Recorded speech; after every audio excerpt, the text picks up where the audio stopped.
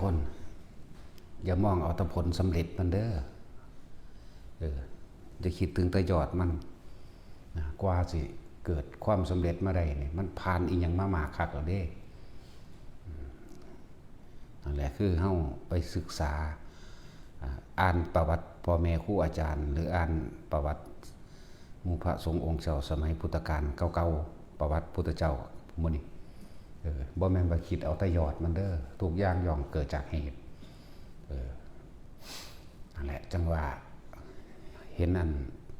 เพิ่นประสบความสำเร็จแบบนั้นเพิ่นนี่สิคิดเอาแต่ประสบผลความสำเร็จบ่แม่นเด้เพิ่นผ่านอีหยังมามากกว่าสิมีมื้อนี้ได้คือพวกเฮานี่ก็ผ่านอีหยังมามากเว้าเรื่องพระพุทธเจ้านี่เอาศาสตร์ที่เพิ่นเกิดมาแล้วนี่ล่ะเฉพาะพระองค์เองออกบำเพ็ญเพียรมานั่น6 ปีเฮาเว้าเป็นคือจังเป็นตะ6 ปีขึ้นง่ายๆขึ้นหน่อยๆคือบ่เป็นตะลำบากหั่นบ่มันบ่แม่นเด้ของเจ้าฟ้ามหากษัตริย์เคยเสวยอาหารตั้งแต่แนวดีๆตั้งแต่แนวแซ่บๆบัดไปหาขอทานเขากินแม่นบ่ล่ะบางที่คนเป็นชีทูตเขาก็ใส่ให้ก็ได้กินข้าวที่ได้จากการไปหาขอทานมานั่นมื้อแรกหากออกธรรมดาว่ะเพิ่นก็มาสอนเจ้าของเองพิจารณาปัจเจเวคณะพิธีพิจารณาอาหารชาวบ้านเขายังอยู่ได้มึงเป็นไผมึงก็เป็นคนเหมือนกันกับเขานี่เพิ่นสอนเจ้าของเองแล้วชาวบ้านทั้งหลายแล้วนี่เขากินอาหารเพียงแค่นี้อาหารแบบนี้สิว่าอาหารเขาหยาบอาหารเขาเลวแล้วมึงเป็นไผนี่เพิ่นสอนเจ้าของเองเด้เขาก็ยังมีชีวิตมาได้จนเท่าอายุปานนี้ยาเลยนี่มันสอนเจ้าของเองกินเทที่2ก็หากสัตว์อีกคือเก่าละ มันก็ธรรมดาเด้3 เทื่อกิน4 เทื่อกินหากสัตว์ออก3 4 เทื่อว่าตลอดมันใจมันยอมรับที่ละพอแต่ใจมันยอมรับแล้วเขาก็ยังเลี้ยงกันมาโดยอาหารเหล่านี้ตั้งแต่เล็กน้อยจนเฒ่าแก่ชราลงมาขนาดนี้เขาก็เติบโตมาโดยอาหารเหล่านี้แล้วมึงเป็นไผมึงก็สิกินคือเขาบ่ได้เนี่ยขนาดยอมรับแล้วแต่ว่ากายมันยังบ่ยอมรับเพราะว่ามีแต่กษัตริย์เนาะมีแต่อาหารดีๆประเสริฐทั้งนั้นนั่นแหละก็เริ่มกินมาเรื่อยก็ฝึกหัดปฏิบัติตนเองก็มีการง่วงเหงาเฮานอนไปเรื่อยนี่เห็นบ่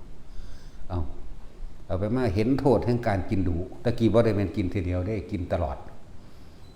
หิวยามใดก็ไปขอกินหิวนั้นไปขอกินแต่ที่บ่ทันได้มีเด้สันคาบเดียวครั้งเดียวหรือ2 ครั้งบ่ทันมีเด้หิวกลางคืนก็ไปหาขอกินกลางคืนได้ขนาดอันนี้เว้ารวบรัดมาก่อนว่าในสมัยตะกี้บ่ทันได้มีพระวินัยเกิดเด้บ่ทันได้เกิดเพิ่นให้มันเป็นโทษซะก่อนคือให้เห็นซะก่อนทุกอย่างย่อมเกิดจากเหตุเมื่อมีเหตุแล้วก็ต้องมีผลแบบนี้เพิ่นจึงบัญญัติใหม่เด้นั่นตั้งแต่กี่ว่าแต่หิวทุ่ม1 2 ทุ่มสิบุเข้าไปในเฮือนเขาโลดเด้ไปหาขออันแหละสั่นแดดบัดนี้จังไม่เห็นโทษหลายอย่างบางที่เขาก็อาบน้ำอยู่นะภิกษุผู้บ่ทันใดถึงที่สุดเขาเจ้าก็มีความกำหนัดในกามเกิดขึ้นอยู่บางที่เขาก็เฮ็ดอาหารบ่ทันได้แล้วหรือเขากลับจากการจากงานมาหลายอย่างที่เห็นบางที่เขาก็นอนนำกันอยู่ตั้งสิดูเขาแล้วเพิ่นจังค่อยๆเริ่มมาบัญญัตินี่จังมาคอยมีสันครั้ง1 2 ครั้งแหละที่กินกะ ครั้งเดียวเด้บัดนั้นอารมณ์อร่วยไปว่าให้ฉันน้ำปานะไปด้วยเมื่อเวลาบ่ให้เลื่อยหัวนั่นแหละ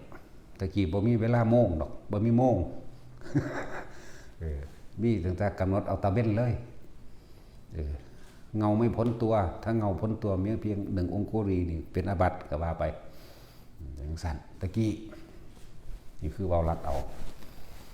ตอนเทินที่บำเพ็ญเพียรอยู่นั่นนะไม่เห็นโทษแห่งการกินบ่อยๆมากๆอีกนะก็เลยอดมาเรื่อยนั่นแหละอดไปอดมาจนถึงว่าบ่กินพุ่นละนี่มันลัดขั้นตอนทีเดียวนี่ก็ดีปีนึงไม่เห็นโทษของการกินดูนั่งง่วงเหงาเฮานอนร่างกายอืดอาดมีโรคเจ็บปวดนั่นนี่ก็ไม่เห็นโทษตัวนี้อีก บักก็เดินจงกรมก็ไม่มันเดินธรรมดาเดินแลนเลยก็มีล้มลุกคุกข้านตีนแตกตีนข้านเอาหัวเข่าแตกเป็นแผลเปื่อยผุพองข้านศอกคือทหารกับเฮ็ดเบิดมันก็เริ่มมาเห็นข้อดีว่าการสันครั้งเดียวเพียงแค่อย่างอัตภาพรีบมาเลยเป็นการดีแต่ว่าก็ยังไปเห็นโทษแห่งการสันอยู่เพราะว่ามันภาวนาดีได้บัดเมื่อมันภาวนาดีแล้วจิตสงบภาวนาดีแล้ว ก็ยังถ้าจิตดีจริงๆขึ้นไปต้องอดไปเลยเนี่ยที่แรกก็บ่ทันอดไปเลยดอกกินขี้แพะกินขี้งัวเด้อมันธรรมดาบ่เฮานี่เคยได้ยินได้ฟังบ่อันนี้จังซี่วันนี้เพิ่นเว้าเอาเองกับตัวนั่นนั่นแหละกินขี้แพะมั่งกินขี้งัวมั่ง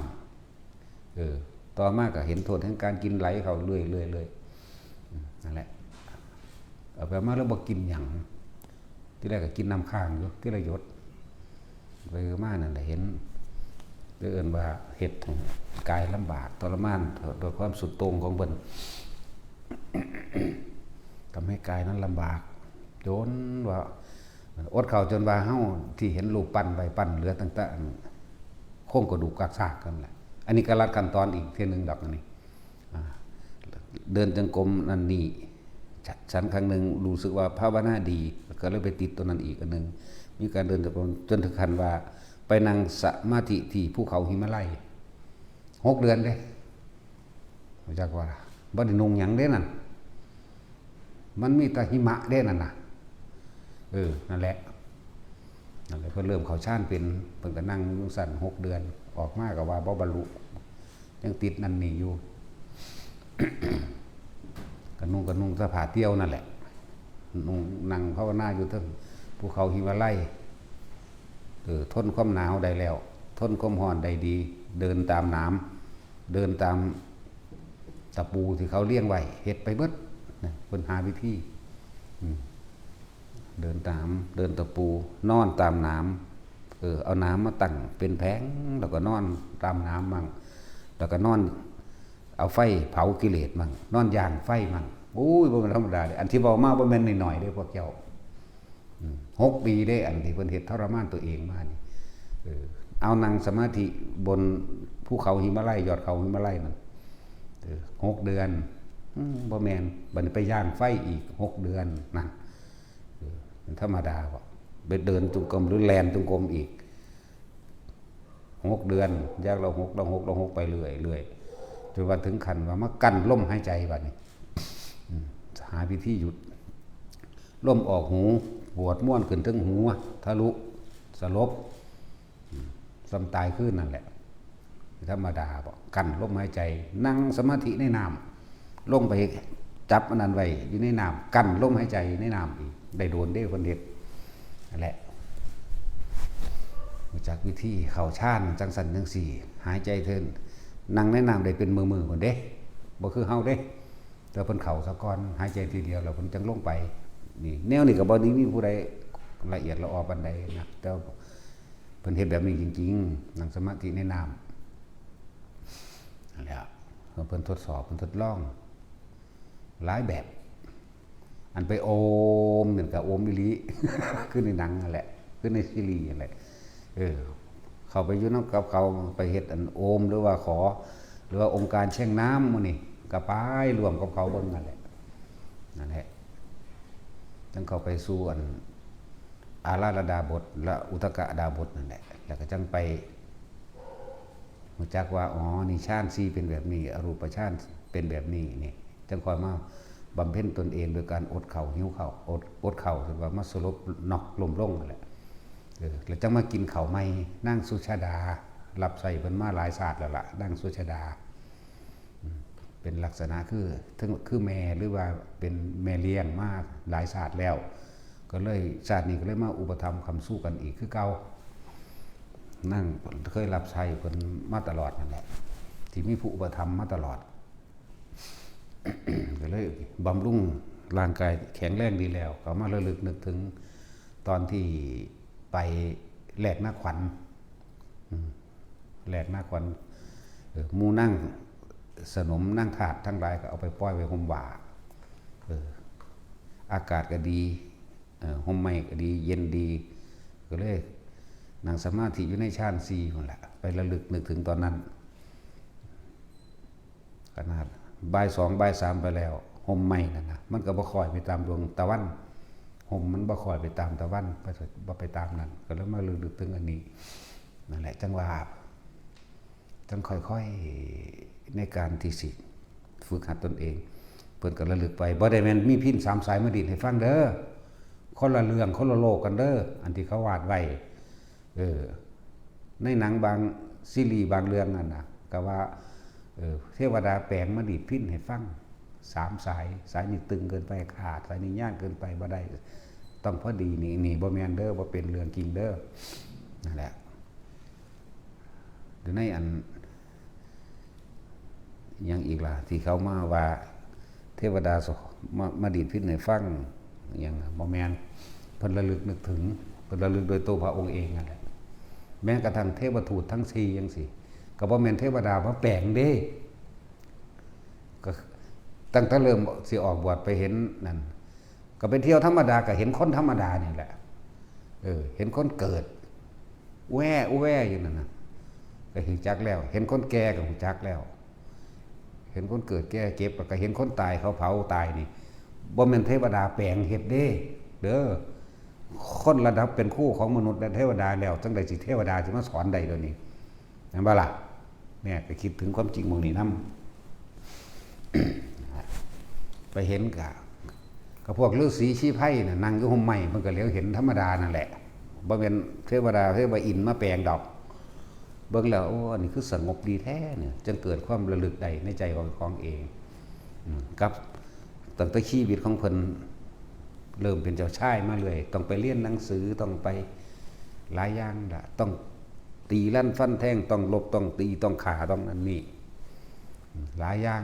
ที่เพิ่นสะสมรู้มาแล้วเพิ่นจึงเห็นโทษนั้นจึงมาเห็นมื้อนี้ละ เห็นคนเกิดเห็นคนแก่เห็นคนตายแล้วก็เห็นสมณะตะกี้นักบวชก็มีอยู่ดอกเป็นผู้สงบสมณะเป็นผู้สงบนั่งนิ่งอยู่ใต้ห่มไม้นั่นแหละอันนี้คือดีแท้นอนั่นแหละกว่าสิสำเร็จได้ที่ทุกคนเข้าใจสิมาเอาแต่ยอดมันนั่นน่ะมันบ่แม่นเขาเจ้าผ่านการเป็นการตายการสลบสลายทรมานกายหลายอันหลายอย่างก็สิเกิดสำเร็จได้นั่นแหละเพิ่นระลึกได้เพิ่นก็เลยกินข้าวนั่งสุชาดานางสุดามาบวงสรวงเทวดาเพราะว่าเพิ่นอยากได้ลูกบัดนี้เพิ่นได้ลูกเพิ่นเลยมาแก้บะ แก้บนเพิ่นพอดีพระเจ้าไปนั่งอยู่หั่นก็เลยเอาให้นี่ให้เพิ่นเลยนี่แหละจังต้องกินข้าวในตำราเขียนไว้เท่าใดล่ะอันปั้นข้าวปั้นบักใหญ่สมัครตูม48ค่ำบ่หรือ49อ่ะจื้อบ่ได้ละว่า49ค่ำแล้วเนาะแม่นบ่แท็กซี่แม่นอยู่ดอกถ้าเฮามันก็คำใหญ่มันบ่แม่นแต่ถ้ามาอันเทียบกับคนตะกี้เพิ่นใหญ่เนาะเพิ่นสูง18ศอกจังซี่นะสัมปันเฮานี่ก็สิพอดีน้อยๆนั่นแหละนั่นแหละจังเอาถาดทองคำไปลอยน้ำลองเบิ่งลอยน้ำตามตำราก็ว่ามันท่วนกระแสขึ้นไปนั่นแหละแล้วไปถึงหม่องน้ำวนมันเลยหมุนวนมันเลยจมลงไปถือพญานาคกาลนาคราชเน้นหน่อยเน้นหน่อยถ้าสมัยพระพุทธเจ้าองค์ใดล่ะพอวิปัสสีพุ่นล่ะอยากนอนแห้งเน้นหน่อยนั่นบำเพ็ญเพียรมาคือมีภิกษุอยู่500ตามตำราว่าโอ้ยก็สิเน้นหน่อยผู้เดียวใส่500คนมันก็ตายเลยพุ่นแล้วเนาะมันบ่แม่นดอกก็คือว่าหลายแน่นั่นแหละ ก็ว่าตามตำราแต่ความจริงพระตัวสิแลนใส่เป็นอันหมู่พระใส่ตั้ง500นี่บ่แม่นดอกมันหลายโพดเนาะอาจจะอยู่วาง30-40 องค์สิคืออยู่คือว่าโจรกับว่าโจร500สิมันบ่หลายปานนั้น แต่ความชั่ว500อาจจะแม่น อะไรนิดน้อยรับใส่ภิกษุสงฆ์มานี่ บุญบารมีที่สร้างมาทั้งเบิดเนาะเฮ้ยก็ส่งผลผู้ขาได้นอนได้เถิดบ่ได้นอนจักเทื่อกันนั่นแหละว่าสิตายไปคิดอยากนอนไหมตั้งแต่ละเลยไปเป็นนาค หลงไหลในการนอนนั่นแหละก็มาเป็นพญานาคกาลนาคราชนอนอยู่พุ่นพุทธเจ้าองค์นี้ตรัสรู้แล้วมือหนึ่งถาดมันตกปุ๊กมือสองก็ตกทับกันแกล้กบัดหนึ่งองค์สามก็ทับกันคลิกองค์สี่ก็คลิกอีกมือตาเบิ่งเท่านึงมือนี้ตรัสรู้อีกองค์หนึ่งตัวนึงหลับต่อไป สั่นแหละมืออื่นก็สิภาษีอ่านคลิกอีกก็จังสิตื่นดอกจักว่าล่ะ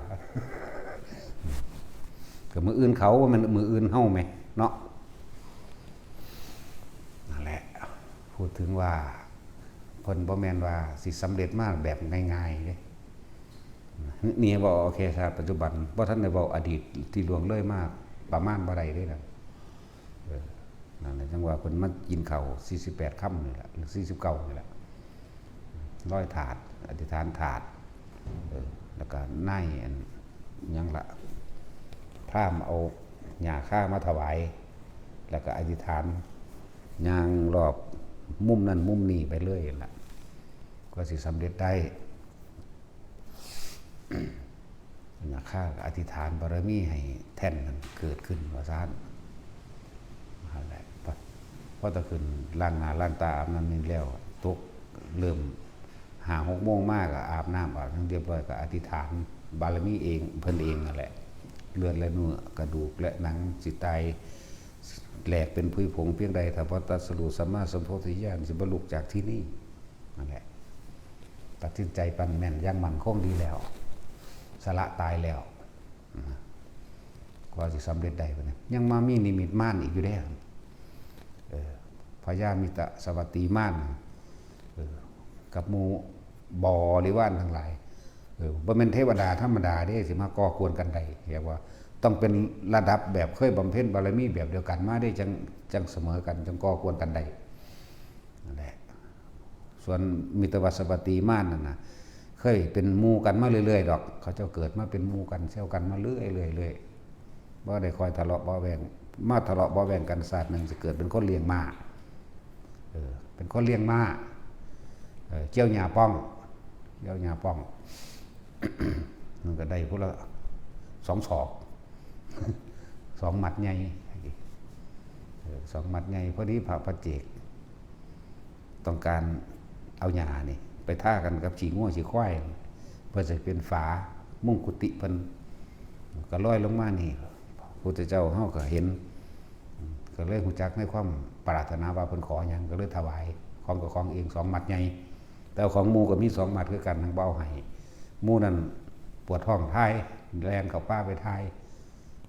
อันนี้ก็พ่อแล้ว2 ศอกเขาเจ้าก็จะเอา2 หมัดนั่นแหละหาบใส่กันจะหาบเมื่อแม่นบ่ที่จริงพ่อทั้ง2แล้วพักผ่อนแล้วรอกันว่าเขาป้าจะเข้ากันเด้อจังสิออกมานะก็มาเอาสอบหญ้าเจ้าไปใส่ถามกันโอ้เมื่อกี้มีพระปัจเจกมาตัวเขาก็เลยเอาของเฮาถวายพระปัจเจกแล้วเอาคือบ่ของเฮาตัวยันเฮาดีกว่าโตบ่ว่าไปหันเด้ก็เลยตลกตกเถียงกันต่อไปนี้กูสิรังควานมึงตลอดเลิกเป็นหมู่กันเนี่ยนั่นแหละเลยมีมาจังซั่นเรื่องพญา ปรนิมิตวสีมานั่นนะบารมีเขาเจ้าก็ใหญ่เด้ถึงกับปรารถนาพุทธเจ้าคือกันปรารถนาเป็นนั่นแหละพญามารนี่พอพุทธเจ้าขึ้นสู่โพธิบัลลังก์เรียบร้อยแล้วก็ชั้นที่1ที่2ที่3ที่4ก็ถอยขึ้นถอยลงถอยไปถอยมาก็จังซั่นแหละส่วนพญามารก็บ่ได้การแล้วสิทธัตถะนี่ต้องบรรลุแน่นอนกูต้องลงไปคัดไว้ขวางนะบ่ล่ะแล้วก็เนรมิตกายให้เป็นสร้างใหญ่ตัวเองก็ขึ้นเทิงข้อสร้างถือกระบองเฮ็ดเป็นหลายมือพร้อมอันนึงมือนิ้วนึงใส่จักรอันนึงเป็นธนูอันนึงเป็นหอกอันนึงเป็นตรีศูนย์อันนึงเป็นยังนั่นแหละวิศรนั่นแหละจักวิศรบ่บุพวกนี้เนาะแต่สิเคยยินบ่เคยยินแต่อีสร บิสรเป็นอาวุธชนิดหนึ่งสั่งไปห้อยหูไผก็ได้สั่งไปขาไผก็ได้เอิ้นบิสรเป็นอาวุธชนิดหนึ่งเป็นของครูพระเจ้าจักรพรรดินั่นแหละม่านนี่ก็มีคือกันนั่นแหละมาฮอดก็ตวาดห้องใส่เสียงคำรามดุดดังว่าฟ้าผ่าหมดแล้วไปยะมาเป็นเสียงห้องบรุณบันดาลฝนไฟฝนตกแบบไฟเทียบเราเป็นคือเขาตักอันน้ำต้มเล็กเห็นไหม เล็กต้มเดือดๆนั่นน่ะแล้วหยาดลงมาเลยนั่นนาแล้วพระพุทธองค์ก็ทรงนิ่งอยู่ทั้งสั้นแหละฟังดีๆเด้ออานาปานสติสามารถป้องกันภัยได้ทุกอย่างเพิ่นอยู่แค่กับลมหายใจเพิ่นก็เห็นของเพิ่นอยู่แต่ว่าเพิ่นบ่คิดนี่จักบ่เพิ่นบ่คิดเด้เห็นแต่ไม่นำเข้ามาคิดได้ยินแต่ไม่นำเข้ามาคิดได้กลิ่นแต่ไม่นำเข้ามาคิดนะแต่ว่าถ้าคิดนะมันก็ต้องมีล่ะมีกล้าและกลัวล่ะพอใจกับไม่พอใจพร้อมมันต้องมี2อย่างอยู่แล้วเนาะถ้าคิดอันนึงนี่ให้เป็นฝนเพิ่งมากก็ถูกปัดออกบ่แม่นปัดบ่แม่นไผปัดพร้อมโดยกำลังชาญของเพิ่นเองจักว่าโดยกำลังชาญสมาบัติของเพิ่นเองป้องเพิ่นเองเปรียบดุจดังว่าคือมีลูกโป่งกลมๆใสๆมาถึงมันก็วานลงกลายเป็นดอกไม้สั่นเขาเขียนไว้ปัจจุบันยิ่งธนูไฟมาก็กลายเป็นดอกไม้มาถึงในวงกลมของเพิ่นแหละแต่สิพูดถึงของพระพุทธเจ้าแล้วมันสิอยู่ในประมาณโยชน์หนึ่งในรัศมีของอันนั้นนะเอาว่าง่ายๆซะไม่ต้องเว้าแนวคนบ่จักนำดอกเอาว่านึงซะเนาะว่านึงในว่านึงก็สมมุติเฮาก็เป็นดวงกลมๆว่องไวนะว่านึงยิ่งอีหยังมากก็สร้างกันหลวงลงหมดฟาดขวัญมายิ่งธนูยิ่งหอกยิ่งปืนมามีเบิดนั่นแหละแปลงเป็นจระเข้อันนั้นอันนี้มาโดดเข้ามาเป็นเสือเป็นยักษ์สารพัดที่เขามาแต่ว่าเพิ่นก็เห็นซื่อๆเพิ่นบ่นำเขามาคิดเหตุการณ์นึงว่าสงบลงได้ว่า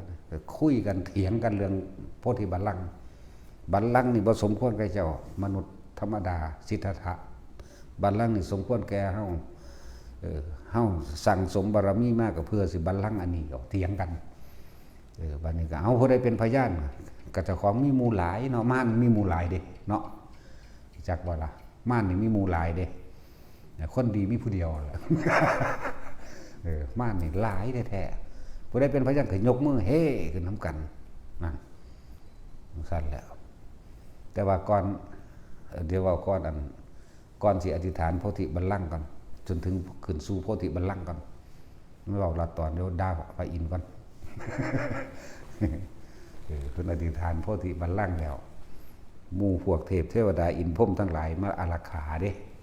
เต็มอยู่พวกยักษ์นาคขุดกินนอนอย่างต่างๆมาอารักขาเด้แม้กระทั่งพระพรหมพระอินทร์บ่ละมาอารักขาเทวดาภูมิเทวดาลุกขะเทวดาพญานาคเต็มคอยอารักขานั่นแหละพอตะมานมาเท่านั้นแหละพระอินทร์ก็หนีเพราะพระอินทร์ก็ลืมจักลืมสังไปแล้วนี่เห็นว่าฝ้าวหลายยานตายหลายเนาะปนันประมาราคาแต่สิราคาหีแมงบอกว่ายังมีม่านหนีจากเพิ่นไหมเนาะนี่ด่าเต็มเลยนี่ได้อีหลีได้นี่กะสิอาราคาหาแม่มึงบอกเวลาเพิ่นมีม่านบ่สู่ซอยเพิ่นไหมเนาะอันนี้ด่าเต็มเลยนี่ศูนย์พร้อมแต่ว่าเท่ามหาพรหมก็ลืมมันพระขันพุ่น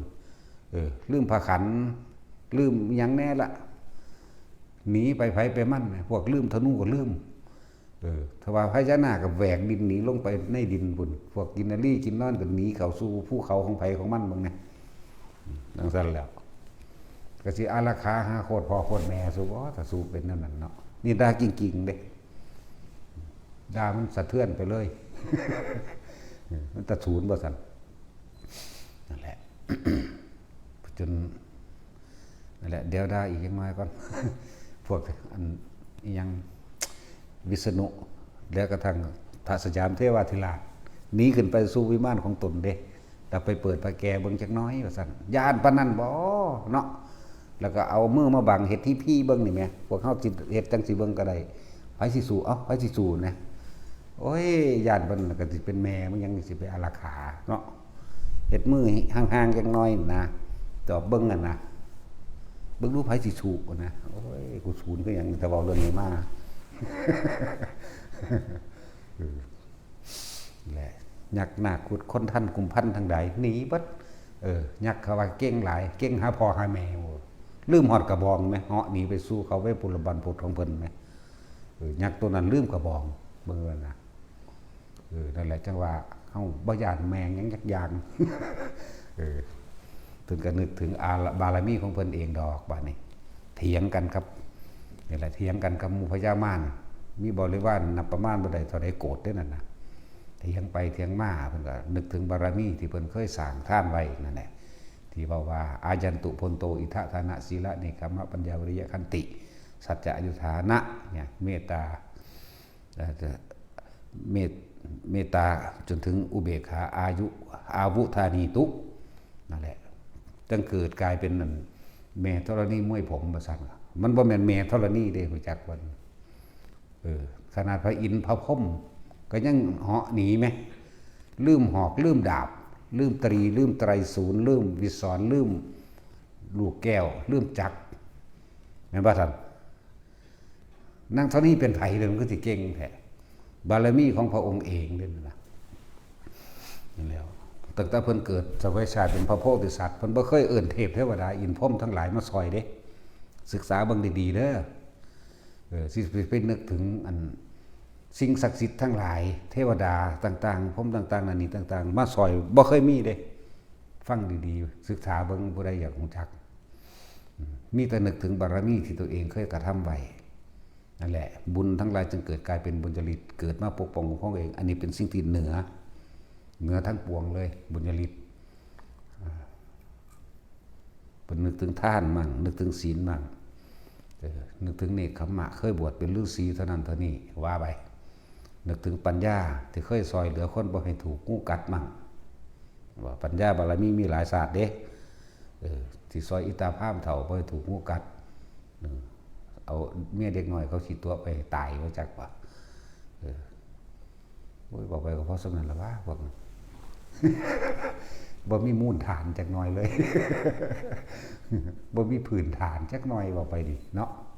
แต่จีมึงหูจักก็บอกทั้งสั้นแหละจะกูสิบอกไปอย่างปานนั้น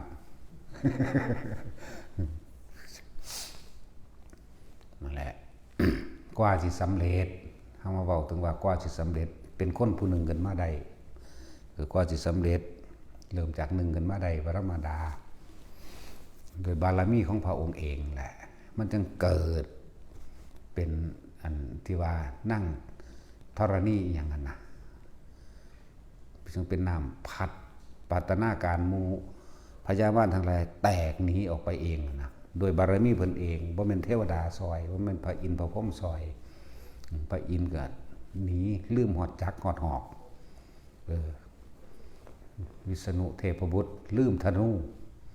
ว่าล่ะพวกยักษ์กุมพันทั้งหลายลืมกระบองเนาะลืมหอกลืมสังลืมจักแต่ว่ายักษ์ว่าเก่งมันจังซี่ก็ลืมกระบองเก่งหาแม่มึงบอกเนาะแต่ว่ามาอารักขาปกป้องพระศาสดาไว้อย่างดีสันเชียนเลยปกป้องแม่มึงบอกนั่นศูนย์อีลีได้อันแต่บอกเรื่องนี้มาฮึบขึ้นรถนั่นแหละถามว่าเขามีบ่มีหังด่าเขาบ่ได้สำนึกสำเนียกเนาะในคุณของพระพุทธเจ้าองค์ก่อนๆสูได้เป็นเทวดาได้อินได้เป็นพรหมได้เป็นนันเดนี่นี่บางที่ก็เป็นอริยะเกินไปก็เพราะว่าคุณของพระพุทธเจ้าองค์ก่อนๆพระพุทธเจ้าย่อมเสมอด้วยพระพุทธเจ้าอาศัยการทำบุญกับพระพุทธเจ้าองค์ก่อนๆมาพระสงฆ์ก่อนๆมาจึงมีอานุภาพจึงมีฤทธิ์มีเดชฤทธิ์เดชกับฤทธิ์เดชเท่านั้นแล้วมันจะปกป้องภัยใดเนาะนั่นแหละจังว่าเฮาสร้างบุญตัวเองโลดบ่ต้องไปให้ผู้ใดมารักษาเฮาดอกเกิดยังขึ้นเฮาก็บ่เคยไปเอิ้นเทวดามารักษาจักเทื่อหรอก ซื่อๆอยู่แล้วแต่แมงสิเป็นจังได๋โลด เพิ่นมาเอาเองดอกครับมันสิมาบ่ทันได้นึกถึงบารมีหยังจักอย่างเด้นี่ซื่อๆอยู่ยามใดมึงสิตายมึงจะวางสิโลดนั่นแหละว่า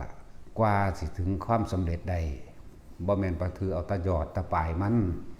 แต่ละคนเด้อนี่ขนาดเว้าเอาแค่ซากที่ขึ้นสู่โพธิบัลลังก์เลยนี่แล้วพวกม่านทั้งหลายหนีปรารถนาการหนีแตกออกหมดแล้วเงียบสงบเข้ามาเข้าสู่ปัตมะฌานทุติยฌานจตุตฌานถอยออกมาในฌานที่3ก็ระลึกปุเพนิวาสานุสติญาณอตีตสังสยญาณหูทิพตาทิพนั่นนี่ขึ้นจนก็สิว่ารู้สามารถรู้ภาษาสัตว์ต่างๆสามารถรู้ภาษาเทวดารู้ทุกภาษาได้แล้วนั่นแล้วก็สิสำเร็จรู้สัพพธาตุทั้งหลายสัตตานังนานาธิมุติกะรู้ของชีวิตสัตตานั่งหมายถึงสัตว์ทั้งหลายผู้มีความของเกี่ยวอยู่รู้หามประมาณบ่ได้ไปแล้วก็รู้นานาธาตุญาณะรู้ความประกอบและเกิดขึ้นของหมู่ธาตุทั้งหลายที่เพิ่นมายนจะว่าเป็นธาตุที่เป็นนั่นเป็นนี่แหละเพิ่นฮู้เบิดเด้พวกนิวตรอนพวกอิเล็กทริกอย่างต่างๆเพิ่นรู้เบิดเด้ออนุและปรมาณูมีความละเอียดเพียงใดเพิ่นพาออกเป็น18ส่วนเพิ่นก็พาได้เด้มันธรรมดาเด้รู้ในสรีระร่างกายแห่งสัตว์แห่งมนุษย์พร้อมคนมีเส้นผมเท่าใดมีเส้นขนเท่าใดมีกระดูกเท่าใดผู้หญิงผู้ชายคนกบแบ่งออกกระดูกนิ้วข้อเท้านิ้วนั้นนี่แบ่งออกเบิดเด้บ่ซั่นสิเอิ้นว่าสัพพัญญูรู้ทุกอย่างบ่เพิ่นทั้งบ่ได้เว้าทุกอย่างบางอย่างมันบ่มีประโยชน์เพิ่นก็บ่เว้าแล้วจนถึงที่สุดก็นั่นแหละบรรลุพระสัพพัญญุตญาณแล้วภาษาในโลกมีเท่าใดรู้เบิดเด้นั่นแหละกว่าสิบรรลุได้บัดนี้เว้าย้อนอดีตไปดิบัดโอ้ยมันบ่ได้น้อยเด้เอาเว้าสั้นๆ20อสงไขยแสนมหากัปเด้20อสงไขยแสนกัปตปรารถนาลึกๆในใจมันเท่าใดแล้วมาจักปีแล้วออกปากอีกมาจักปี16ปีบ่มาได้รับพุทธธรรมนายอีกเท่าใดล่ะ4ปีเป็นบ่ล่ะ4อสงไขยว่ามัน4ปี4อสงไขยแสนกัปกำไรได้100,000เพิ่นจะเอาบ่แท็กซี่กำไรถูกเอาซะเด้อผู้ใดอยากเอากำไรนี่ทุกเด้แต่ว่าเริ่มต้นจากคนๆนึงก็สิสร้างคำว่าพุทธศาสนาขึ้นมาได้มันไม่ธรรมดาเด้นั่งพิมพ์ผ้าจากอยู่ไสนั่นน่ะนั่งพิมพ์ผ้ามาหลัดเอาตอนนี้1เด้ตอนนั้นรับผู้ทำนายนี่1เด้แต่ว่าเขาเจ้าก็เคยเป็นผัวเป็นเมียเป็นนันนี่กันมาพอแห้งนั่นแหละมันก็มีอยู่หั่นแหละแต่มาหลัดเอาตอนอันเกิดเป็นนางสุมิตานี่มันบ่ล่ะสมัยพระพุทธเจ้าที่ปังกรนี่แหละจังไรมา4สงไขยแสนกัปเนี่ยเกิดเป็นคู่กันเริ่มจากคนผู้หนึ่งซะก่อนเริ่มจากนางวิสุทธิดาอย่างนั้นแหละถ้าสมัยพระพุทธเจ้าปุราณที่ปังกรพุ่นเด้อันนี้เว้าย้อนหลังไป40สงไขยพุ่นเด้จากบ่ล่ะเฮาบ่รู้ดอกครับเพิ่นบ่เว้าให้ฟังนั่นแหละเว้าย้อนหลังไป40สงไขยกลับมานี่จะว่ามาฮอด4สงไขยนี่อันนี้จังมีบันทึกในตำราบัดนี้ตัวนั้นบ่ค่อยมีนั่นแหละมาคิดเบิ่งแล้วเพิ่นบ่เคยขอให้เทวดาอินทร์พรหมทั้งหลายมาซอยอีหยังเพิ่นเลยเบิ่งดีๆโลดเด้อชาติใดก็ดีชาติที่เป็นจันทกุมารนี่เห็นบ่ล่ะไปตัดสินคดีความต่างๆแทนปุโรหิตขี้โกงเห็นบ่ถึงว่าขันพ่อเจ้าของสิขาเอาเองซะก็ยังบ่ได้ขอร้องอ่อนวอนเลยมีแต่เอาชีวิตแต่ของสละแลกเอาตามธรรมดาแล้วปุโรหิตตาจารย์บักหาขี้โกงนี่มันต้องฆ่าลูกผู้เดียวนั่นก็ซั่นนั่นน่ะให้ไว้ชีวิตสัตว์ทั้งหลายแล้วนี่สร้างมาวัวควายอย่างละ500ตลอดทั้งขาทายบริวารอย่างละ500ลูกเมียต่างๆให้ไว้ชีวิตฆ่าผู้เดียวนี่นั่นแล้วจังฮ้อนพระอินทร์บัดนี้นั่นสมัยนั้นสมัยที่เป็นพระโพธิสัตว์อยู่นั่นจังฮ้อนก้นพระอินทร์บัดนี้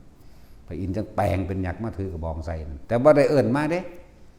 แต่ว่าพวกลูกพวกเมียพวกแม่พวกอื่นๆที่ฮักกันเออเทวดาฟ้าดินมันบ่มีตาบ่มันคือบ่เบิ่งเด้เขาเอิ้นเด้จักบ่ล่ะแต่ว่าพระโพธิสัตว์เฮาบ่เอิ้นไผมีแต่เอาความจริงซะเลยความจริงมันจะฆ่าเฮาผู้เดียวนี่เอาฆ่าผู้เดียวนี่โลดนะซั่นแหละมันฮ้อนเองดอกอันสมัยนั้นแล้วทุกภพชาติ บ่เคยขอร้องอ้อนวอนให้เทวดาอินพรหมสิ่งศักดิ์สิทธิ์ทั้งหลายมาซอยเป็นพระมหาชนกตกน้ำเลือดแตกนั่นบ่ขนาดเทวดาอันอีอ้วนนั่นมันเหาะ รอบทะเลมาเห็นก็ยังดีใจบ่เอิ้นใส่บ่ด่าเสยเพราะว่าอีอ้วนนั่นมันนั่นเอ้ยคนโง่เอ้ยสิมาลอยน้ำอยู่นี่เฮ็ดลอยไปถึงไหนมันก็ตายคือเก่าแล้วฟังมันบ่ถึงว่าซั่นปึ้งขึ้นใส่เขาเลยด่าเขาเลยเห็นบ่นะมันซั่นแล้วสิว่าโอ้ยดีใจได้ซอยข่อยแหน่ซอยข่อยแหน่บ่มีเป็นจังซั่นอีหลีนั่นแหละนิสัย หลายศาสตร์ปวดดอกแต่สิบอกว่ามันเว้าบ่เบิดดอกของเพิ่นนั่นน่ะเอามาเทียบให้ฟังเริ่มจากคนเดียวเพิ่นเอาชีวิตแลกมากว่าสิได้ความจริงพระสัทธรรมคือความจริงเอาชีวิตแลกมาถูกภพศาสตร์จนมาศาสตร์สุดท้ายก็ยังเอาชีวิตแลกอยู่คือเก่านั่นแหละเริ่มจากคนเพิ่นนึงเกิดจนได้รับพุทธธรรมนายแล้วอื่นๆจังคอยมารวมกันบัดนั้นจึงบอกว่าแต่ละคนเด้อให้เฮาสมัครสมานสามัคคีกันความสามัคคีกันสามารถสร้างได้ทุกอย่างสร้างพุทธศาสนาก็ได้แต่อาศัยความรักเห็นบ่ล่ะอาศัยความรักบ่ซั่นเพิ่นตอนเพิ่นก็บ่ได้เทศว่ากามโทษเลยทีเดียวเด้เพิ่นเอิ้นกามคุณก่อนเนาะแต่เฮ็ดเป็นคุณมันก็เป็นแต่เป็นโทษมันก็เป็นเลยเอิ้นว่าอาศัยความรักความเมตตาเลยรักเข้าไปอีกก็เลยเอิ้นว่าเมตตาเริ่มจากคนเดียวก่อนจังมาเป็นคน2 3 4 5เหมือนกันล่ะกับเฮามาสร้างบางนี้ก็เริ่มจากคนเดียวคือเฮาไปบวชมาแต่ทางใดบุเนาะไปบวชมาแล้วก็คอยนั่นนี่เป็นมากสิแหละเริ่มจากคนผู้เดียวเราจังมี2มี3มี4นะล่อหลอมดวงใจเป็นร้อยเป็นพันเป็นหมื่นเป็นแสนเป็นล้านไปเรื่อยล่ะในเมื่อพวกเขาสร้างเอาเองพวกเขาจึงยอมให้ผู้อื่นมาทำลายบ่แม่นบ่จริงเขาอยู่ผู้เดียวเขาก็บ่มีปัญหาหยังอยู่แล้วแม่บัดนี้ถ้ามันมีแล้วถ้ามันมีมาแบบนี้แล้วจังซี่ฉะนั้นความสมัครสมานสามัคคีจึงเป็นสิ่งที่สำคัญอัตตะสัมมาสมาหิตาลัดอัตตาตัวตนลงแล้วร่วมพ้นร่วมล่อหลอมจากร้อยดวงใจหมื่นดวงใจแสนล้านดวงใจเป็นใจดวงเดียวให้เป็นหนึ่งอย่างหนึ่งคือพุทธะ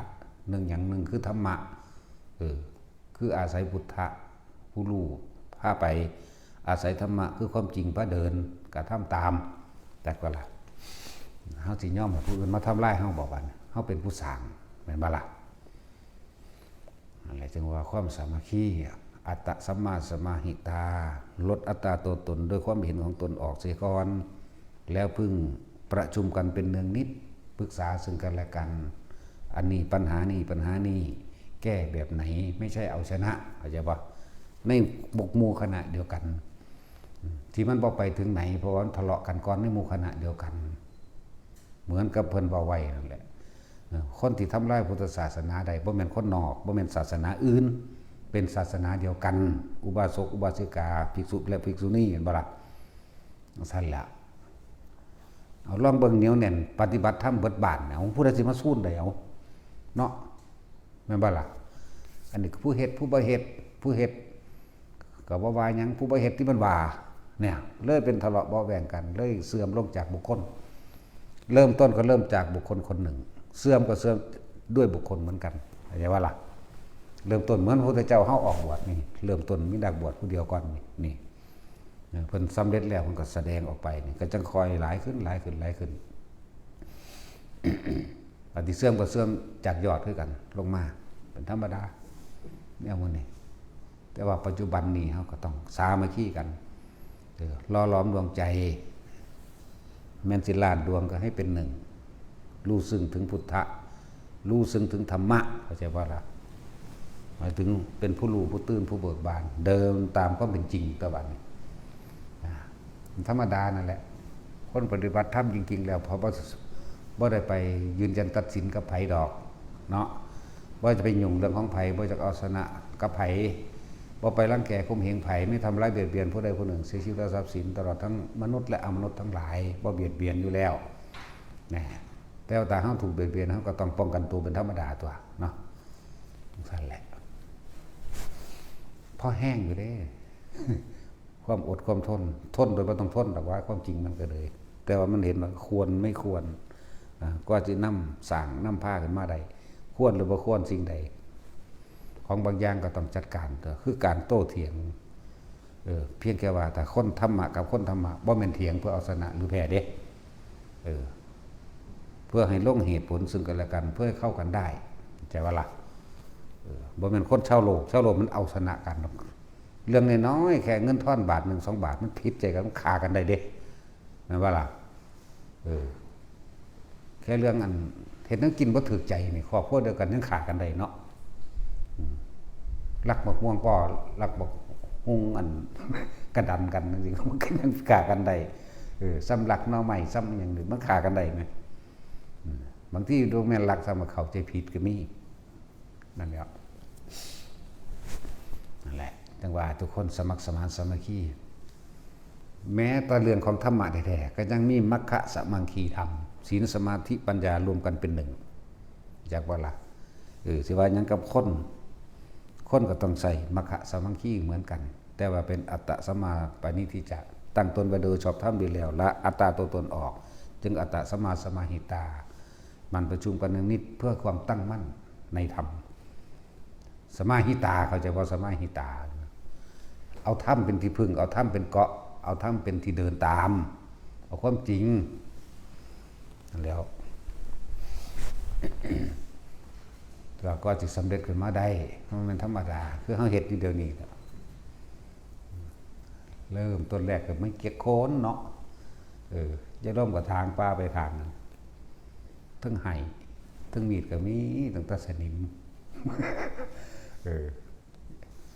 ลอกกันได้ลอกก็เข้าห่างๆมากอยู่คุกเล่งหลุดออกกับพี่เพิ่นนั่นแหละมดต้นไม้ก็หาปลาของน้ำมันนั่นธรรมดาบ่ถากทางกันมาจังซั่นล่ะว่าเฮามันเป็นตาทะเลาะกันอยู่บ่เฮาไหมสร้างยากอยู่เด้แม่นบ่ล่ะมันบ่ได้ง่ายเด้นี่บัดนี้มีผลดีขึ้นมาแล้วคนเห็นมีประโยชน์ว่าสิมากอบโกยประโยชน์ได้อย่างยุ่งกับเฮาได้บัดนี้เนาะจะเข้ามากอบโกยประโยชน์เฮาเฮ็ดประโยชน์โลกบ่แม่นประโยชน์ผู้ใดผู้หนึ่งเฮามีผู้ปกครองเฮาอยู่แล้วแต่ว่าเป็นพระนี่หมู่ภิกษุสงฆ์ทั้งหลายนี่มีพระศาสดาเป็นผู้ปกครองศาสดานั่นแหละคือพระวินัยเฮานั่นแหละพ่อเฮาแม่เฮาก็เด้อคือพระศาสดาธรรมะนี่โตที่เฮาเดินตามเฮาบ่ได้เติมตามไผเพราะว่าเฮาบวชกับพระพุทธเจ้าบวชกับพระศาสดาบ่ได้บวชกับชาวบ้านบ่ได้บวชกับคนมันสิจักแม่มันหยังเนาะถ้ามันดีมันมาเกิดเฮ็ดหยังคือเฮานี่แหละถ้าดีมันมาเกิดเฮ็ดหยังคือกันนั่นแหละจังซั่นแล้วนั่นแหละเฮาเอาพระวินัยแล้วพระศาสดาคือพระวินัยเดินตามศาสดา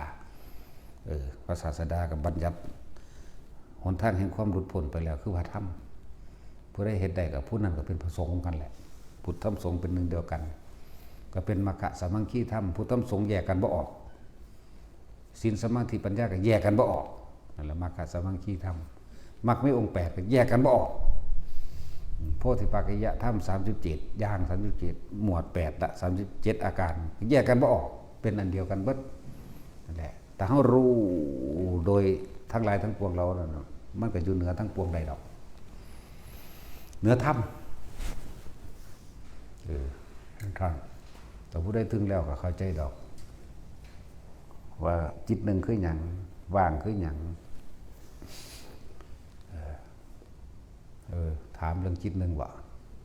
ผู้ใดความรู้สึกนึงอยู่กลางหน้าผากจบแล้วนั้นหมายความว่าในขณะนั้นเฮาอยู่ในตัวเองอารมณ์ยังไม่ไปก่อเกิดกับบุคคลสัตว์สิ่งของจิตไม่มีที่ตั้งเห็นอยู่แค่นั้นกะแค่นั้นแหละสามารถบรรลุได้แล้วแต่ว่าเจ้าเห็นได้ตลอดมื้อตลอดคืนคือเพิ่นบ่ตอบคำถามมานี่ตัวเองทำได้ตลอดมื้อตลอดคืนคือเพิ่นบ่ของเพิ่นทำได้ตลอด24ชั่วโมงไม่ว่างเว้นแม้เสี้ยววินาทีเดียวตัวเองได้มั่งไม่ได้มั่งบ่แม่นจบแค่นั้นนั่นแหละทำให้บ่อยทำให้มากทำให้ชินเมื่อมันชินเขามันสิทะลุทะลวงรู้ซึ่งขึ้นเข้าไปหันดอกมันทะลุทะลวงเข้าไปสามารถจับจิตได้จับความคิดเจ้าของได้แล้วความคิดก็อยู่ต่างหากจิตก็อยู่ต่างหากรู้ก็รู้ต่างหากล่ะจิตก็รู้กันเดียวกันแต่ว่าความคิดก็อยู่ต่างหากจนถึงที่สุดแล้วมาฮอดบ่มีหยังเลยแล้วก็บ่ได้ปฏิบัติเพื่อหยังอีกบ่เป็นหยังอีกบ่มีการปฏิบัติอีกบ่มีพุทธบ่มีธรรมบ่มีสงฆ์อีกพุ่นน่ะนี่ว่าเอายอดมันนี่บ่แม่นของง่ายเด้ว่าเอาตัวนี้ว่ายอดมันให้ฟังแม่นบ่ล่ะบ่มีหยังบ่ได้ปฏิบัติเพื่อหยังบ่ปฏิบัติเพื่อสิเป็นหยังพร้อมแล้วก็บ่ปฏิบัติพร้อมแต่เริ่มต้นแรกก็ต้องปฏิบัติซะก่อนเริ่มต้นแรกก็ต้องควบคุมตัวเพิ่นก็มีวิธีฝึกตั้ง40อย่างเนาะแต่เฮาเอาอย่างเดียวเฮาเอาอานาปานสติตะกี้เฮาก็สอนเบิดแหละมโนมยิทธิมื้อนี้สอนเบิดนั่นแหละสอนให้จับอาการปิติเพื่อสิกายลอยเฮาก็สอนเบิดนั่นแหละแต่ว่ามันอ้อมโลกโพดคนนั่นล่ะว่ามันมีแต่ความอยากกับความอยากจากหูทิพย์อยากตาทิพย์ไประบาดนี่ปัดไประลึกเห็นนั่นเห็นนี่เอาไปอีกแบบนึงระบาดนี่โอ้โหเว้ยเศร้านะสู้ตัวบาดนี่ถามอยู่ได้อันนั้นชาตินั้นเป็นหยังชาตินี้เป็นหยังเป็นคนทุกข์เห็นว่าแท็กซี่เปิดไปยังก็ทุกข์เบิดตัวเลยเศร้าเลยมาตัดตัวนี้เลยจับลมอย่างเดียวลมน่ะมันตัดทุกอย่างแล้วนะอันดับหนึ่งก็เลยอาการปิติมื้อนี้ก็เป็นเครื่องอยู่เรียกว่าชาภคุโรปิติปัสสัทธิสงบเย็นใจลงแล้วมันคลายความกำหนัดมันคลายความเห็นอย่างต่างๆแล้วจิตเลยเกิดอาการปิติเป็นสมาธิเป็นตั้งมั่นมันตั้งมั่นนี้แล้วแม้นใดยังมาแค่ของภายนอกมากระทบกระทั่งมันกระทั่นแล้วมันบ่นำเข้ามาคิดของภายในคือจิตของเจ้าของเองบัดนี้ความคิดเจ้าของเองบัดนี้มันเห็นแล้วมันก็บ่หวั่นไหวคือกันตัวเพราะฉะนั้นว่าทำให้บ่อยทำให้มากทำให้ชินเห็นแล้วไม่ดังญาณบ่อยมากชินแล้วก็รู้ด้วยตัวเองว่าอ๋อจับสาเหตุมันได้แล้วจิตในจิตแห่งจิตนั่นแหละว่าเหตุมันนะดับเหตุแห่งความคิดได้ทีเดียวเพราะน่าคิดก็เพราะว่าอยากถ้าบ่อยากมันจะยังไม่คิดนะก็ดับเหตุมันอยู่ตัวนี้ก็ให้มันเป็นตั้งมั่นซะก่อนนั่นแหละความสงบก็ต้องหูก็ต้องได้บ่แม่นเอาปัญญาเลยทีเดียวอันพวกประสาทหลายพวกดอกอันพวกว่าผมเจริญปัญญาเลยผมไม่เอาหรอกแบบนี้นั่นน่ะได้ลูก2ล่ะมันฤาษีหรือผู้ป่านมันบ่เห็นมันมาโดนล่ะ6 ปีแล้วบ่เห็นมันเรื่องตายเลยปุ๊20 พรรษาคนนี้แน่กูเอามาก่อนมึงอีกกูไหลก็มึงอีกนั่งสั่นแล้วมันจะเริ่มปัญญานั่นนั่งสั่นละ6 ปีเลยว่าเห็นพวกจะเริ่มปัญญาแต่ว่ามีความสงบมันจะไปเห็นตัณหาได้จังไดเพราะว่ามันไปน้ำกันกับความอยากมันต้องมีความสงบก่อนอยู่ซื่อๆสิบรรลุเลยสันบอกจะไปเว้าน้ำตำราเด้ฟังธรรมครั้งเดียวบรรลุหรือโกนหัวครั้งเดียวบรรลุเขาเห็นมาพอแห้งแล้วเขาเห็นมาอาสงไขยแสนกลับแล้วจังเต็มเป็นบ่แท็กซี่มันมาเอาเดี๋ยวนี้เดี๋ยวขนาดสมัยยังละพระองค์หนึ่งเป็นผู้เลิศเอตตะคะดันใดดันหนึ่งนี่แหละตอนนั้นขณะเพิ่นเป็นอาจารย์หมู่เด้มีลูกศิษย์44,000 องค์สมัยนั้นพระพุทธเจ้าปฐมมุตระแสดงธรรมลูกศิษย์44,000 องค์บรรลุอรหันต์เบิดแต่ว่าอาจารย์บ่บรรลุจากบ่ล่ะ ข้าปรารถนาอยากเป็นผู้เลิศด้านใดด้านหนึ่งนะลืมซื้อเพิ่นแล้วพระจังละ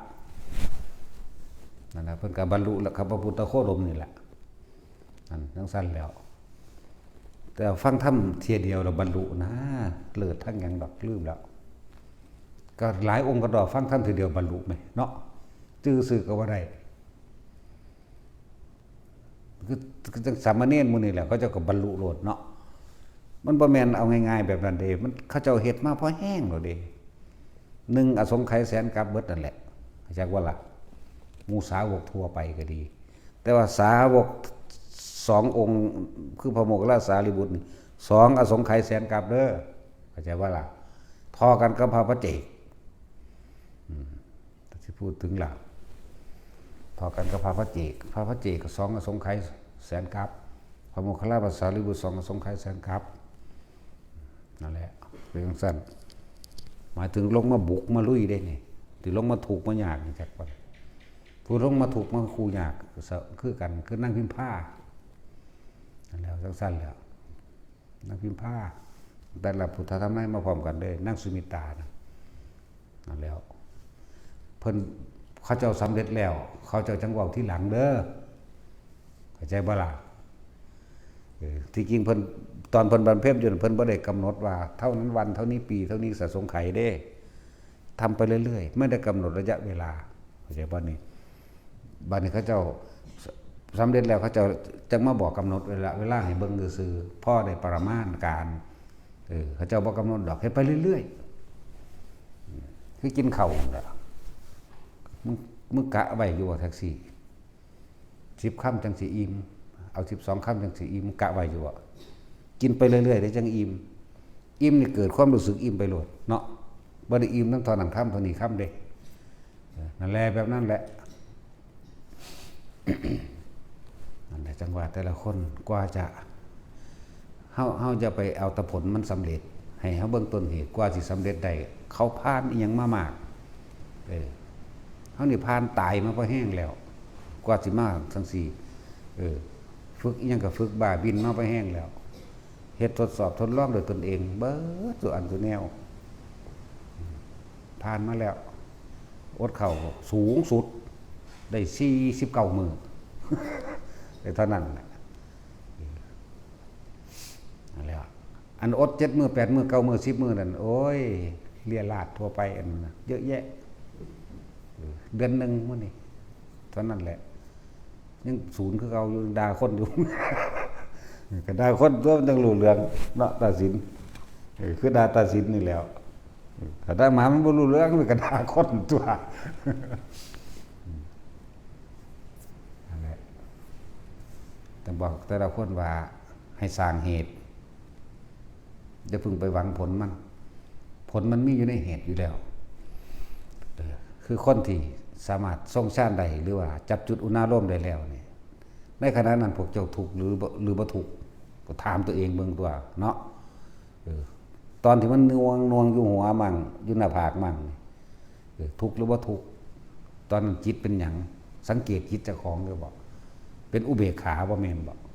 สุขหรือทุกข์ล่ะแค่นี้มันก็จบได้แล้วคือกันจักบ่ที่ว่าจบแล้วแต่ว่าเจ้าสิเฮ็ดได้เบิดมื้อเบิดคืนคือเพิ่นบ่จนทะลุทะลวงจับจิตได้จิตเห็นจิตจับจิตได้จบในตัวนั้นเลยบัดนี้แบบว่ามันสิเป็นจริงๆนั่นน่ะคือว่าน่ะว่ามันก็บอกบ่ถูกทั้งเบิดมันเป็นหลายคณะบางองค์ก็3บางองค์ก็2บางองค์ก็1นะจักว่าคณะอย่าไปเว้าเท่าคณะเพราะเข้าใจว่าจังซี่เขาว่าคณะคณะจิตเดียวเสี้ยวเดียวปั้วเข้าบาทเดียวก็มีเด้บางองค์เป็น2เป็น3คือว่าล่ะผู้ขลักขั้นตอนผู้อรหันต์เลยก็มีผู้ขามมาเป็นโสดาเป็นสกิทาคาเลยก็มีจักว่าล่ะผู้มาเป็นอนาคาเลยก็มีแล้วเป็นอรหันต์นี่2-3คณะแล้วผู้คณะเดียวกับโสดาจังซี่นะแล้วจังขามโอ้เว้าแนวมันตะงึดแค่ส่งอารมณ์มันแค่เอาความรู้สึกอยู่หน้าผากได้ก็เอาละนะถ้าความรู้สึกพวกเจ้าออกจากหม่องนี้ได้นี่คือมันไปถูกกับผู้อื่นบ่แห้งนั่นแหละนั่นแหละเฮ็ดไปเรื่อยๆมันจะเห็นดอก อยู่กับความว่างตอนตอนนั้นอยู่กับความอุเบกขาก่อนอยู่กับความรู้สึกที่เป็นอุเบกขาอาจจะว่านี่เห็นวัตถุอย่างแต่ว่าบ่นำเข้ามาคิดหูก็ได้ยินเสียงก็ได้นินรสกินเสียงกระทบสัมผัสแต่บ่คิดบ่นึกอีหยังซะก่อนเลยลึกเข้าไปนั่นสิเข้าใจดอกคำว่าบางแต่ว่าเฮ็ดอยู่แค่นี้มันก็ได้แล้วนะก็คือว่านั่นแหละคนยังมีความรับผิดชอบหลายอย่างอยู่ได้มั่งบ่ได้มั่งก็ช่างมันเด้อทำไปเรื่อยๆเอาแต่ว่าหมู่ภิกษุสงฆ์เฮาเน้นเด้อย่างน้อยๆเจ้าต้องได้12ชั่วโมงในมื้อนึงมันมีอยู่24แบ่งให้มันได้12ชั่วโมงเด้อเอาไว้เล่นไว้หัวแน่เอาไว้กินว่านอนหลับแน่มันนั่นแหละเนาะอันเฉลี่ยให้เอาไว้นอนหลับแน่สัก 2-3 ชั่วโมงจังซี่เอาไว้คุยกันนั่นนี่แน่จัก 2-3 ชั่วโมงก็ว่าไปนั่นแหละผู้เขาเจ้าได้ก็ได้เบิดมื้อเบิดคืนแล้วเด้ล่ะขนาดนั้นแล้วผู้จับจิตได้ก็จับได้แล้วเด้ล่ะแล้วพวกนี้ก็บ่ไปหาเฮ็ดอันอิหยังก็เขาเอิ้นนั้นสัมภาษณ์บ่เขาเอิ้นหยังไล่สดเขานั่นนะให้เขาแสดงให้เขาเว้าให้ฟังนี่แหละเว้ยเว้าอยู่ผู้เดียวหลวงพี่ดงทั้งบ่เว้าคักหานี่เอาไปว่าแล้วสิบ่เว้านำกูบ่เว้าคักหลายเอาไปว่าบ่เว้านำอาจารย์พวกใจมันฝ่าวหนีรถมันเป็นได้ยังบ่เว้าคักหลายเอาไปว่าบ่เว้านำกูดินั่นแหละเป็นจังซั่นแหละหาสัมภาษณ์เขาเจ้านี่แหละเว้ยมีหลายองค์อยู่เด้พวกบ่ปากนี่พวกบ่มีปากพูดรู้ไม่พูดพูดไม่รู้เนาะเอาแบบว่าเล่นสิบ่เว้านำกูหัวแล้วสิมีหยังก็ต้องเอิ้นใส่หมู่แม่ฟ้าวหนีรถโอ้ยจะเป็นหยังบักคานี่จังว่าโอ้ยบอกหมู่แหน่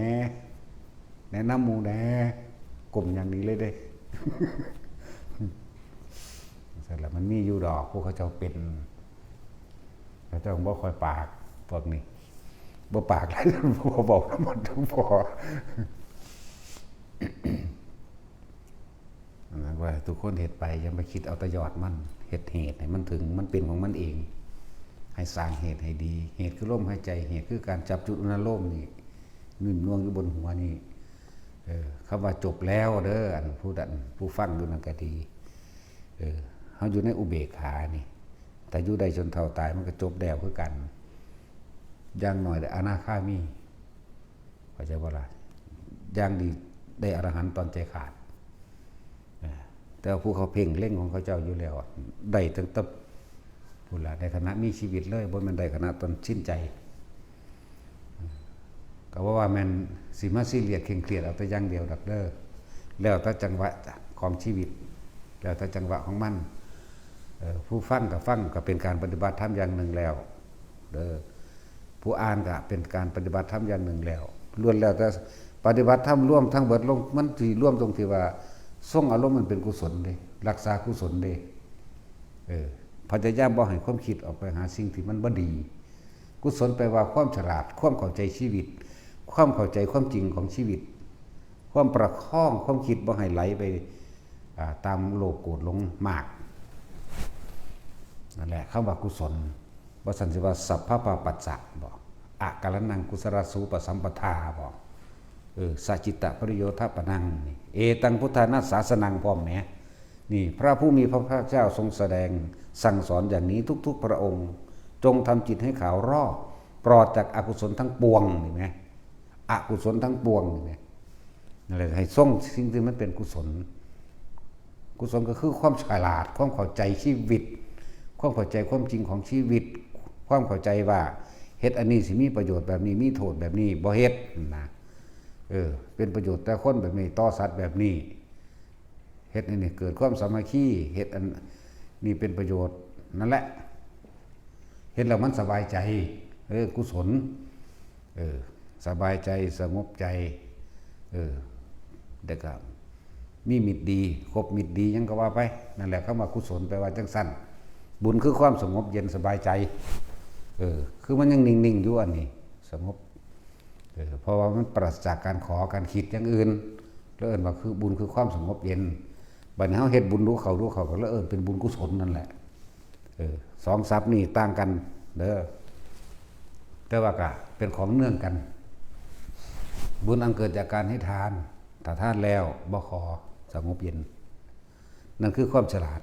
เห็นบ่ล่ะเป็นความฉลาดเป็นกุศลแล้วว่าบุญกุศล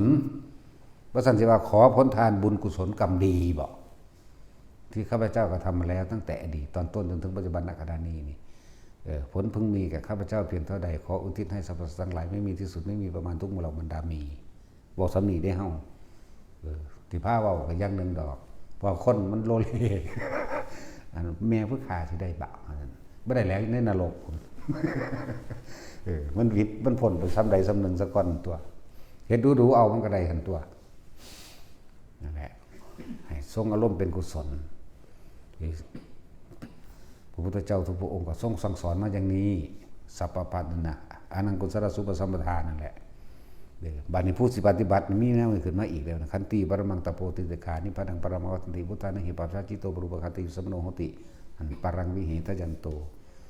ผู้เข้าถึงความสงบทั้งหลายย่อมมีความอดทนอดกลั้นเป็นที่หนึ่งเห็นบ่จันขันติปรมังนี่ประนี่มันที่สุดเลยเด้นะคำว่าประขันติปรมังตโปติติกาเป็นหนทางไปสู่พระนิพพานเด้ขันติปรมังตโปติติกานิพพานังเห็นบ่นะปรมังวะทันติพุทธานี่เห็นนี่นะหิปัสสะจิตโตปรุปคติสมโนโหติปรังวิเหตยันโตนะถึงลึงเอาสมาทานซะ